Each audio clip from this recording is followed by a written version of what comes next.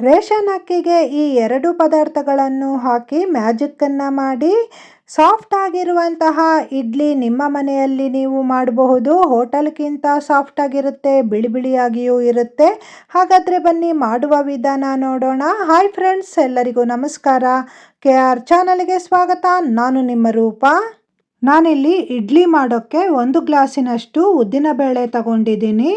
ಉದ್ದಿನಬೇಳೆ ಕ್ಲೀನಾಗಿ 4 ಬಾರಿ ತೊಳೆದು 4 ಗಂಟೆಗಳ ಕಾಲ ಇದನ್ನು ನೆನೆಸಿಡಬೇಕು. ಇಡ್ಲಿ ಸಾಫ್ಟಾಗಿ ಬರಬೇಕಂದ್ರೆ ಉದ್ದಿನಬೇಳೆ ಕ್ವಾಲಿಟಿನೂ ತುಂಬ ಚೆನ್ನಾಗಿರಬೇಕು. ನಾನಿಲ್ಲಿ ಫಸ್ಟ್ ಕ್ಲಾಸ್ ಉದ್ದಿನಬೇಳೆ ತಗೊಂಡಿದ್ದೀನಿ. 2.5 ಗ್ಲಾಸಿನಷ್ಟು ರೇಷನ್ ಅಕ್ಕಿ ತಗೊಂಡಿದ್ದೀನಿ. ಉದ್ದಿನಬೇಳೆ ತಗೊಂಡಿರುವಂತಹ ಗ್ಲಾಸಿನ ಅಳತೆಯಲ್ಲೇ ನಾವು ರೇಷನ್ ಅಕ್ಕಿನೂ ತಗೊಳ್ಬೇಕಾಗುತ್ತೆ. ಈ ಅಕ್ಕಿನ ಸ್ವಲ್ಪ ಬಿಸಿ ಮಾಡಿ ಅದಕ್ಕೆ ನೀರು ಹಾಕಿ ಇದನ್ನು 2 ಗಂಟೆಗಳ ಕಾಲ ನೆನೆಸಿಟ್ರೆ ಸಾಕಾಗುತ್ತೆ. ಹಿಟ್ಟನ್ನು ರುಬ್ಬೋಕ್ಕೆ ಗ್ರೈಂಡರನ್ನು ತಗೊಂಡಿದ್ದೀನಿ. ಗ್ರೈಂಡರಲ್ಲಿ ಹಿಟ್ಟನ್ನು ರುಬ್ಬಿದ್ರೆ ಇಡ್ಲಿ ಸಾಫ್ಟಾಗಿ ತುಂಬ ಚೆನ್ನಾಗಿ ಬರುತ್ತೆ. ಗ್ರೈಂಡರಿಗೆ ಉದ್ದಿನಬೇಳೆ ಹಾಕಿದ ನಂತರ ಸ್ವಲ್ಪ ನೀರನ್ನು ಹಾಕ್ಕೊಂಡು ಇದನ್ನು ರುಬ್ಬಿಕೊಳ್ಬೇಕು. ಉದ್ದಿನಬೇಳೆ ಸ್ವಲ್ಪ ರುಬ್ಬಿದ ನಂತರ 1 ಕಪ್ಪಿನಷ್ಟು ಅನ್ನ ಹಾಕಿದ್ದೀನಿ. ಒಂದೇ ಸಾರಿ ನೀರನ್ನು ಹಾಕಿ ರುಬ್ಬಬಾರ್ದು, ಸ್ವಲ್ಪ ನೀರನ್ನು ಹಾಕಿ ಹಿಟ್ಟು ರುಬ್ಬಬೇಕು. ಅನ್ನ ಹಾಕೋದ್ರಿಂದ ಇಡ್ಲಿ ತುಂಬ ಸಾಫ್ಟಾಗಿ ಮತ್ತು ಬಿಳಿ ಬಿಳಿಯಾಗಿ ಬರುತ್ತೆ. ಹೋಟೆಲ್ನಲ್ಲಿ ಇಡ್ಲಿ ಸಾಫ್ಟಾಗಿ ಬರಬೇಕಾದ್ರೆ ಅವರು ಇದೇ ಟ್ರಿಕ್ಕನ್ನು ಯೂಸ್ ಮಾಡ್ತಾರೆ. ಮಧ್ಯದಲ್ಲಿ ಸ್ವಲ್ಪ ನೀರನ್ನು ಹಾಕ್ಕೊಂಡು ಹಿಟ್ಟನ್ನು ಈ ರೀತಿ ಕೈ ಆಡಿಸ್ತಾ ರುಬ್ಬಬೇಕಾಗುತ್ತೆ. ಹಿಟ್ಟು ನೈಸ್ ಆಗಿದೆ.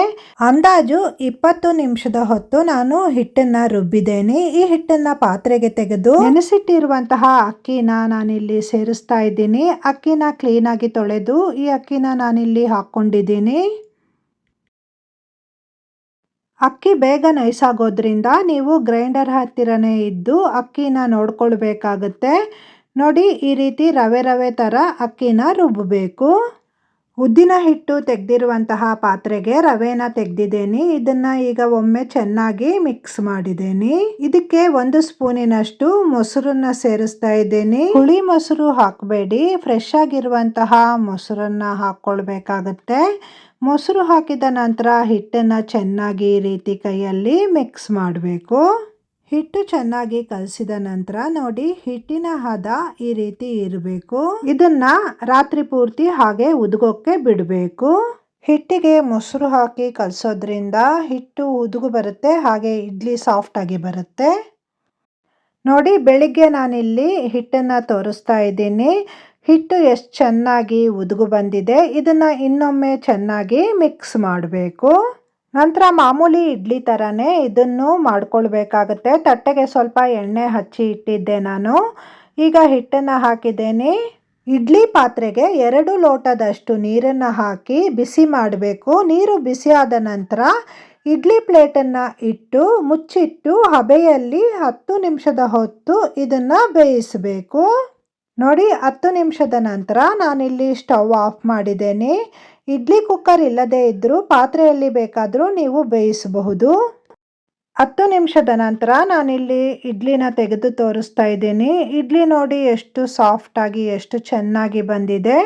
ಉದ್ದಿನಬೇಳೆ ಕಡಿಮೆ ಹಾಕಿದ್ರು ಇಡ್ಲಿ ತುಂಬ ಸಾಫ್ಟಾಗಿ ಬಂದಿದೆ. ರೇಷನ್ ಅಕ್ಕಿಯಿಂದ ಮಾಡಿದ್ರೂ ಇಡ್ಲಿ ನೋಡಿ ಎಷ್ಟು ಬಿಳಿಯಾಗಿ ಬಂದಿದೆ. ನೀವು ಹಿಟ್ಟನ್ನು ಕರೆಕ್ಟಾಗಿ ರುಬ್ಬಿದ್ರೆ ಇಡ್ಲಿ ಸಖತ್ತಾಗಿ ಬರುತ್ತೆ. ಈ ಟ್ರಿಕ್ಕನ್ನು ಫಾಲೋ ಮಾಡಿ ಇಡ್ಲಿ ಮಾಡಿ ನೋಡಿ. ರೇಷನ್ ಅಕ್ಕಿಯಿಂದ ಮಾಡಿರುವಂತಹ ಇಡ್ಲಿ ಅಂತ ಯಾರಿಗೂ ಗೊತ್ತಾಗಲ್ಲ. ನೀವು ಮಾಡ್ತೀರಾ ಅಲ್ವಾ? ಮಾಡಿದ ಮೇಲೆ ಹೇಗಾಗಿದೆ ಅಂತ ನನಗೆ ಕಮೆಂಟ್ ಮಾಡಿ. ವಿಡಿಯೋಗೊಂದು ಲೈಕ್ ಕೊಡಿ, ಶೇರ್ ಮಾಡಿ. ವಿಡಿಯೋ ನೋಡಿದ ನಿಮಗೆಲ್ಲರಿಗೂ ಧನ್ಯವಾದಗಳು. ನನ್ನ ಚಾನಲ್ನ ಇದುವರೆಗೂ ಸಬ್ಸ್ಕ್ರೈಬ್ ಆಗದವರು ಸಬ್ಸ್ಕ್ರೈಬ್ ಮಾಡಿ, ಬೆಲ್ ಐಕನನ್ನು ಆನ್ ಮಾಡ್ಕೊಳ್ಳಿ. ಬೆಲ್ ಐಕಾನ್ ಆನ್ ಮಾಡೋದ್ರಿಂದ ನಾನು ಹಾಕಿರುವಂತಹ ವಿಡಿಯೋ ನಿಮಗೆ ನೋಟಿಫಿಕೇಷನಲ್ಲಿ ಬರುತ್ತೆ. ಎಲ್ಲರಿಗೂ ಧನ್ಯವಾದಗಳು.